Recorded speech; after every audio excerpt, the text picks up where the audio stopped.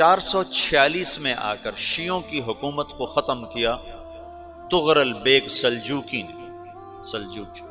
سلجوق مسلمان ہوئے تھے محمود غزنوی کے دور میں، سلجوق ان کے بڑے کا نام تھا۔ تو ایک دفعہ محمود غزنوی نے سلجوق سے پوچھا اگر مجھے تیری مدد کی ضرورت ہو تو کتنے آدمی پیش کر سکتے ہو؟ تو اس نے ایک تیر دیا، کہا یہ ایک تیر ہے میرا، کسی کو یہ تیر بھیج کر میرے علاقے میں بھیج دو تو چند گھنٹوں میں 1,00,000 تلواریں تیرا پہرا دینے کے لیے تیار ہوں، میرے پاس اتنی طاقت ہے۔ تو یہ سلجوق کی نسل میں تھا طغرل بیگ۔ اللہ تعالیٰ نے جب عرب زوال کا شکار ہو گئے اور ضعف کا شکار ہو گئے، جیسے بڑھاپے کا کوئی علاج نہیں، جب قوموں پہ زوال آتا ہے تو اس کا بھی کوئی علاج نہیں، پھر اور قوم کو جگہ ملتی ہے۔ جیسے بڑھاپا ایک فرد پہ آتا ہے، ایسے بڑھاپا قوم پہ آتا ہے۔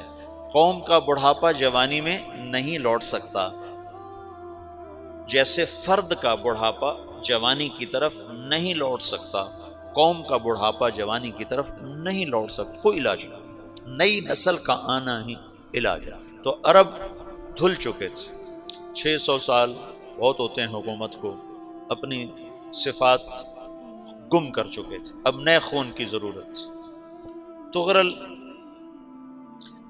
بیگ پہلا شخص تھا جس نے آ کر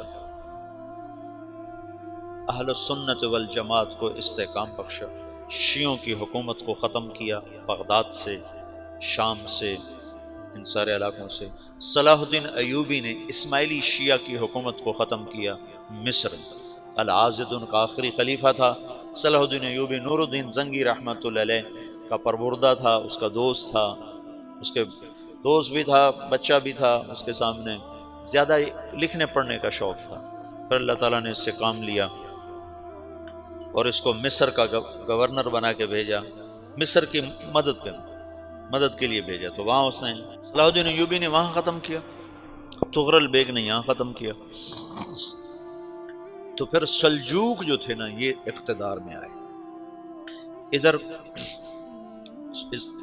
ختم ہو گئی سلطنت بنو عباس کی، مصر ایک چھوٹی سی ترکوں کی سلطنت۔ تو اللہ تعالیٰ پھر مرکزیت کے لیے ایک نظام چلایا، دو لشکر آپس میں لڑ رہے ہیں ایک میدان میں، ایک جنگلی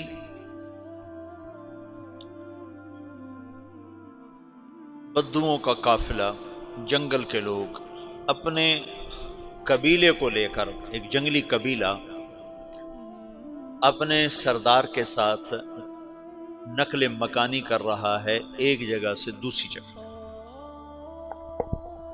اللہ کا نظام کہ یہ لوگ چلتے چلتے چلتے اس وادی میں پہنچ گئے جہاں جنگ ہو رہی ہے، دو لشکر آپس میں لڑ رہے ہیں۔ جب یہ وہاں پہنچتے ہیں تو ایک لشکر کے قدم اکھڑ رہے ہیں اور دوسرا غالب آ رہا ہے۔ ان کو نہیں پتا شکست کھانے والے کون ہیں اور فتح پانے والے کون ہیں، ان کو نہیں پتا۔ اس جنگلی قبیلے کے سردار کا نام بھی طغرل ہے، طغرل۔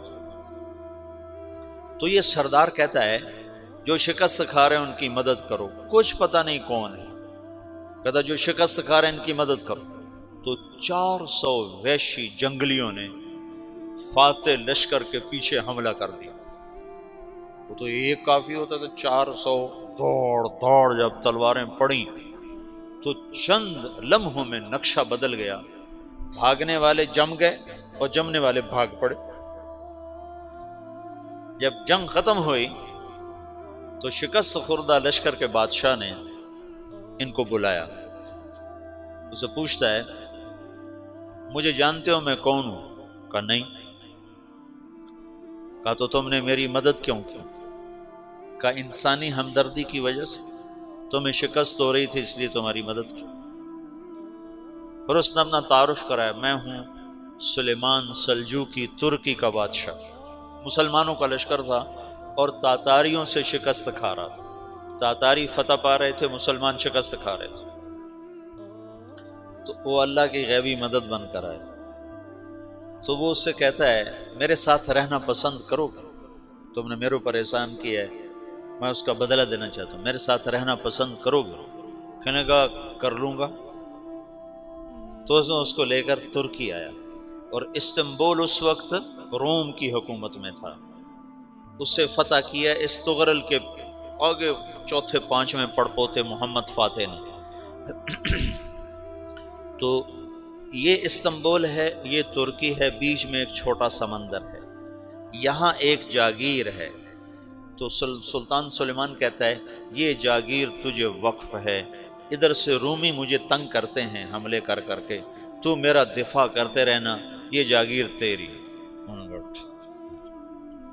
اس جاگیر پہ اس نے اپنے قافلے کو آباد کر دیا، اپنے قبیلے کو، اور ایک چھوٹی سی حکومت بنا لی، جو ایک صوبہ سمجھو سلمان سلجوقی کا، وہ ایک چھوٹا سا صوبہ ہے۔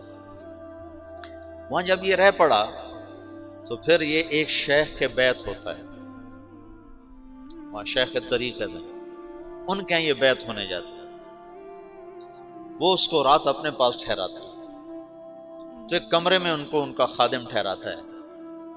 یہ جب کمرے میں جاتا ہے تو سامنے دیوار میں تاکچے پر قرآن پڑا ہوا ہے، تو یہ تغرل بیگ کہتا ہے یہ کیا ہے، یہ کیا ہے؟ تو وہ خادم کہتا ہے یہ کتاب اللہ ہے، قرآن ہے۔ اچھا، وہ اس کو وہاں چھوڑ کے باہر چلا جاتا ہے۔ وہ دیہاتی آدمی، جنگل کا رہنے والا، پہلی دفعہ زندگی میں قرآن دیکھا، وہ کہتا ہے یہ قرآن ہے، اللہ کی کتاب ہے، میں اللہ کی کتاب کے سامنے سو جاؤں، کتنی بے ادبی ہے۔ تو اس نے ایسے قرآن اٹھایا اور سر پہ رکھ لیا اور کھڑا ہو گیا، ساری رات قرآن سر پہ رکھ کے کھڑا رہا۔ رات کے پچھلے پہر اس کو خواب آیا، کھڑے کھڑے اس نے دیکھا کہ اس کی پشت سے ایک چاند نکلا اور شیخ کی بیٹی کے سینے میں جا کے اتر گیا۔ پھر اس لڑکی کے سینے سے ایک درخت نکلا جو پھیلتے پھیلتے پھیلتے 3 بر اعظم پہ چھا گیا، افریقہ پر، یورپ پر، ایشیا پر۔ پھر اس کی آنکھ کھل گئی، وہ کھڑا ہوا ہے، تو اس نے صبح یہ خواب اپنے شیخ کو سنایا، تو انہوں نے اپنی بیٹی اس کے نکاح میں دے دی۔ اس بیٹی سے ایک بچہ پیدا ہوا، تغرل بیگ نے اس کا نام رکھا عثمان، عثمانی ترک نام سنا ہوا، جو میں نے کل بتایا تھا کہ 1924 میں وہ خلافت ختم ہوئی۔ تو ایک بیٹا پیدا ہوا عثمان۔ عثمان نے پھر ایک نئی اسلامی حکومت کی بنیاد رکھی جو 1924 تک چلتی رہی، کوئی 800 سال یہ حکومت چلی۔